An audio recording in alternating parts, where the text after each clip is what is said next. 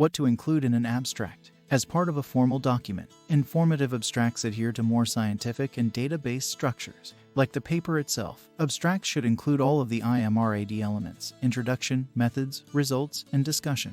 In this video, we're going to discuss what to include in an abstract of a research paper. Introduction. The beginning of your abstract should provide a broad overview of the entire project, just like the thesis statement. You can also use this section of your abstract to write out your hypothesis or research question. In the 1 or 2 sentences at the top, you want to disclose the purpose of your paper, such as what problem it attempts to solve and why the reader should be interested. You'll also need to explain the context around it, including any historical references. Methods. This section covers the methodology of your research, or how you collected the data. This is crucial for verifying the credibility of your paper. Abstracts with no methodology or suspicious methods won't be taken seriously by the scientific community. If you're using original research, you should disclose which analytical methods you use to collect your data, including descriptions of instruments, software, or participants. If you're expounding on previous data, this is a good place to cite which data and from where to avoid plagiarism. Results. For informative abstracts, it's okay to give away the ending. In 1 or 2 sentences, summarize the results of your paper and the conclusive outcome.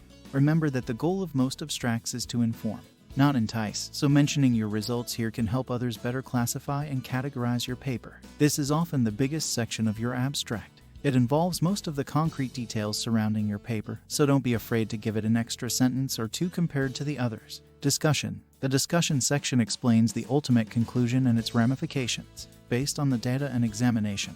What can we take away from this paper? The discussion section often goes beyond the scope of the project itself, including the implications of the research or what it adds to its field as a whole. Other inclusions. Aside from the IMRAD aspects, your abstract may require some of the following areas. Keywords, like hashtags for research papers. Keywords list out the topics discussed in your paper so interested people can find it more easily, especially with online formats. The APA format has specific requirements for listing keywords, so double-check there before listing yours. Ethical concerns. If your research deals with ethically gray areas, testing on animals, you may want to point out any concerns here or issue reassurances. Consequences. If your research disproves or challenges a popular theory or belief, it's good to mention that in the abstract, especially if you have new evidence to back it up. Conflicts of interest. Disclosures. Although different forums have different rules on disclosing conflicts of interest, it's generally best to mention them in your abstract.